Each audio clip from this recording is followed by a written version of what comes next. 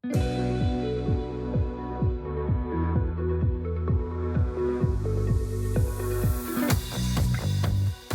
24، الفن بجميع أشكاله.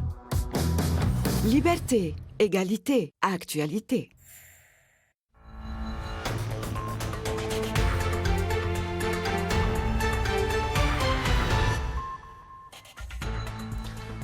ترامب مصر على عدم الاعتراف بخسارته أمام جو بايدن رغم نتائج جورجيا التي أكدت فوزه، والأخير وفريقه يعمل على دفع المجالس التشريعية الخاضعة لسيطرة الجمهوريين لتعليق النتائج. شركتا فايزر وبيونتيك تتوقعان أن تمنح إدارة الأغذية والعقاقير الأمريكية الموافقة على الاستخدام الطارئ بحلول منتصف ديسمبر كانون الأول، وشركة موديرنا قد تخطو خطوة مماثلة بحسب وزير الصحة الأمريكي. الأمم المتحدة تحذر من مجاعة وشيكة في اليمن وخشية من توقف المساعدات مع احتمال تصنيف واشنطن للحوثيين كمنظمة إرهابية. طب صباحكم. تتوالى الخطوات التي تبعد الرئيس المنتهي ولايته دونالد ترامب عن البيت الأبيض. نتائج ولاية جورجيا وإعلان خسارة ترامب في هذه الولاية تدفع بهذا الاتجاه، وأمال فريقه معلقة الآن على المحاولة لدفع المجالس التشريعية الخاضعة لسيطرة الجمهوريين في ولايات حاسمة لتعليق النتائج فيها. إعادة عد الأصوات يدويا في جورجيا قطعت قول كل خطيب. جو بايدن هو الفائز بفارق 12,000 صوت في جورجيا، وكاتب الدولة عن الحزب الجمهوري في الولاية أكد النتيجة. Like other Republicans, I'm disappointed our candidate didn't win Georgia's electoral votes. في ميشيغان التي يزعم الجمهوريون أنها شهدت تزويرا، التزم محامي ترامب الصمت أمام أسئلة الصحفيين وشرع في الغناء تحت هتافاتهم عار عليكم.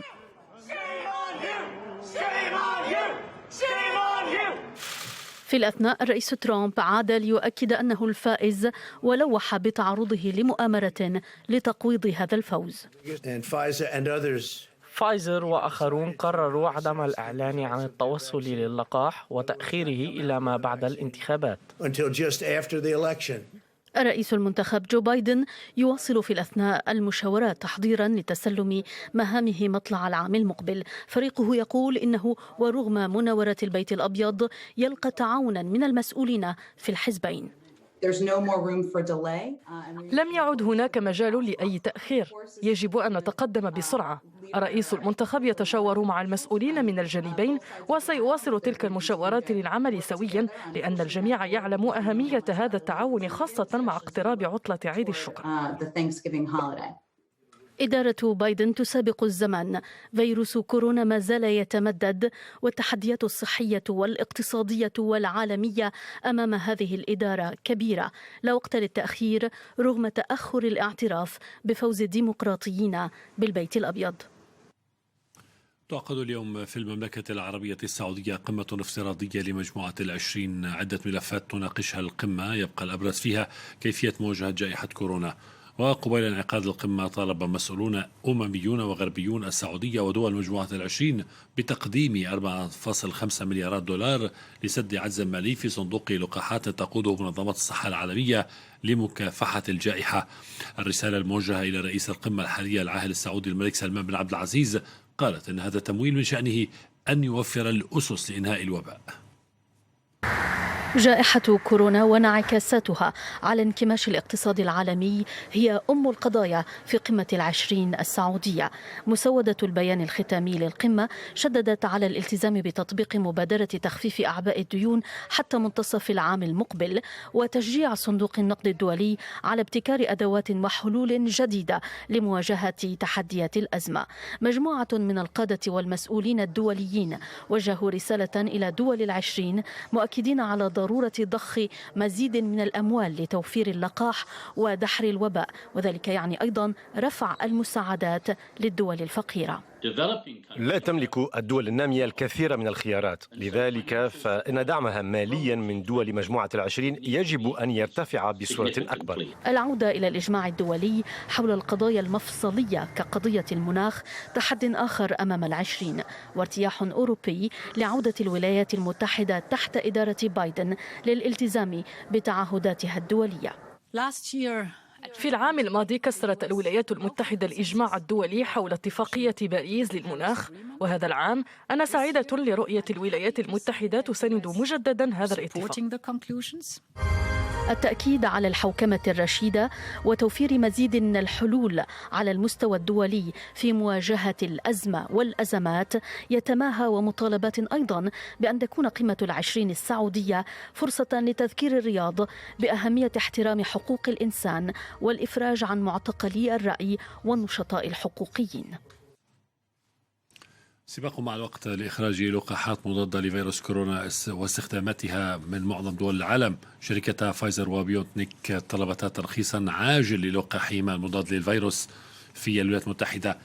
التفشي كبير والإصابات تخطت كل ما هو متوقع. في الهند أيضا 9 ملايين حالة إصابة بفيروس كورونا. كل هذا دفع بإذن السلطات الأمريكية وغيرها للتعجيل في إيجاد لقاح يواجه وباء كورونا. كما كان منتظرا، تقدمت شركة فايزر بطلب لترخيص استخدام لقاح ضد فيروس كورونا طورته مع شركة بيونتك الألمانية. I can say that our request for emergency use authorization for our COVID-19 vaccine is now in the FDA's hands. خطوة يتجدد معها أمل الأمريكيين بالحصول على لقاح. The data is as solid as it appears, and if the company is transparent in their interactions, we literally could be weeks away from the authorization of a 95% effective vaccine. شركة موديرنا الأمريكية أعلنت أنها ستتخذ قريبا خطوة مماثلة لترخيص استخدام لقاحها ضد فيروس كورونا. وفي حال الموافقة على طلب شركة فايزر، سيحين دور الوكالة الأوروبية للأدوية لترخيص استخدام اللقاح، أي في النصف الثاني من شهر ديسمبر بحسب رئيسة المفوضية الأوروبية. يلتقي وزير الخارجية الأمريكية مايك بومبيو اليوم في قطر مفوضين من حركة طالبان والحكومة الأفغانية وسط مؤشرات على إحراز التقدم في محادثاتهما.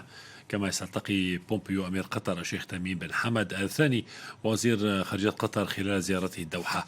ومع هذا الإعلان أن الرئيس الأمريكي المنتهي ولايته دونالد ترامب الإفاء بتعهده وضع حد للحروب الأمريكية التي لا نهاية في الخارج.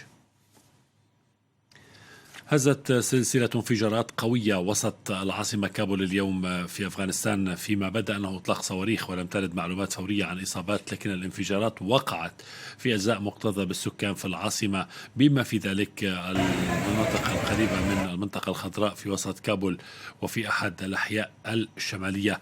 ولم يصدر أي تعليق عن مسؤولين عن هذه الانفجارات. مراسل فرانس 24 تحدث عن مقتل 3 أشخاص على الأقل وإصابة أكثر من 13 في هذه التفجيرات. مزيد من التفاصيل مع محب الله شريف من كابول.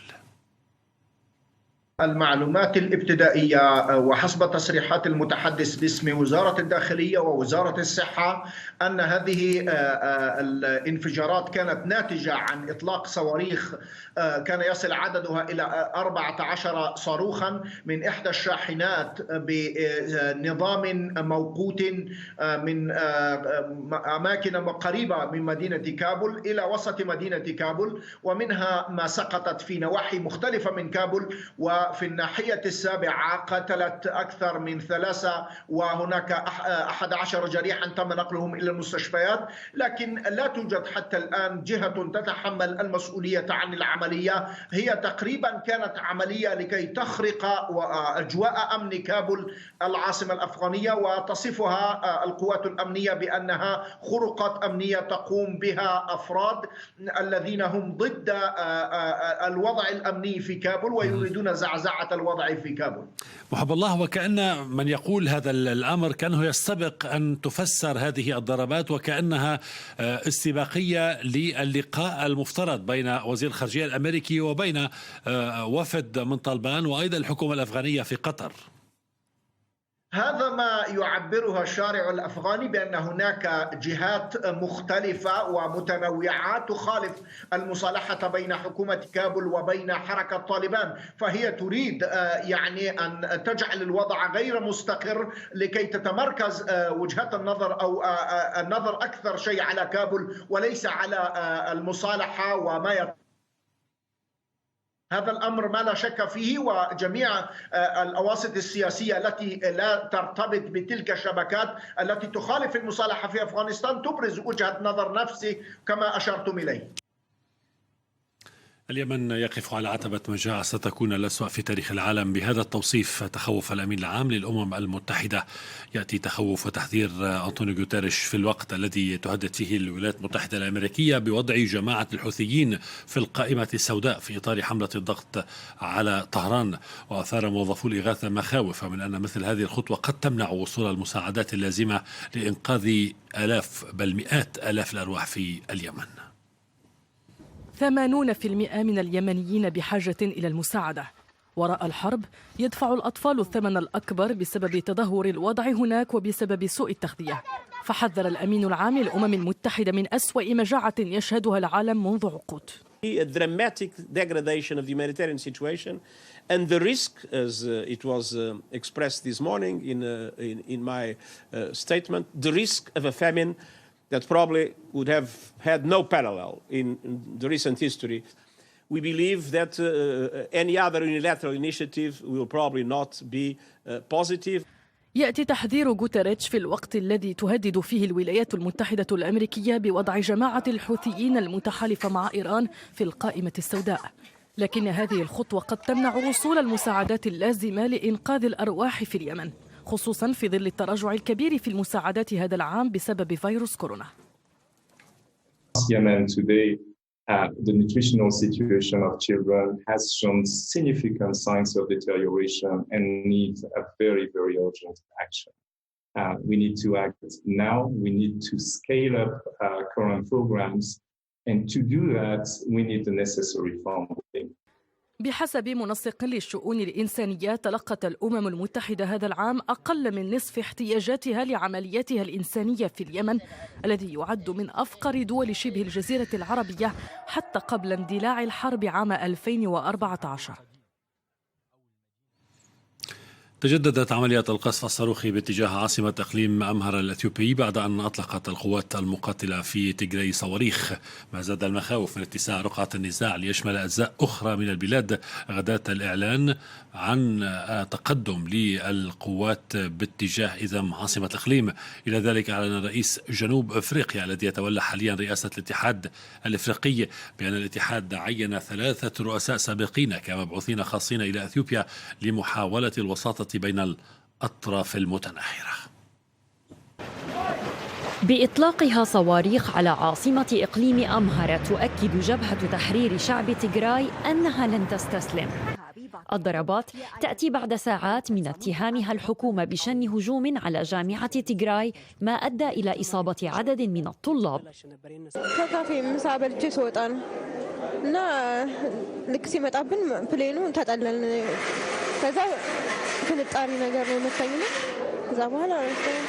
في حملته العسكرية أقر الجيش الإثيوبي باستخدام طائرات مسيرة. AUAV ግን የአየር ኃይል ውስጥ ያለው ከዚህ ኦፕሬት የምናደርግ ዩኤቪዎቹ ላቸው መታወቅ አለበት። ማንንም ኃይል ወደዚህ ጦርነት አንጋብዝም፣ መንግስትም አልጋበዘም፣ እኛም አንጋብዝም። تصريح يأتي بعد اتهام الجبهة الجيش باستخدام طائرات مسيرة أجنبية في إشارة إلى إريتريا المجاورة. رئيس الوزراء أبي أحمد أكد أن العملية العسكرية التي أطلقها في 4 نوفمبر باتت في مراحلها الأخيرة. في محاولة لإيجاد حل للأزمة، عين الاتحاد الإفريقي مبعوثين خاصين إلى إثيوبيا للوساطة بين أطراف النزاع. إلى هنا تنتهي النشرة، شكرا لحسن المتابعة وإلى اللقاء.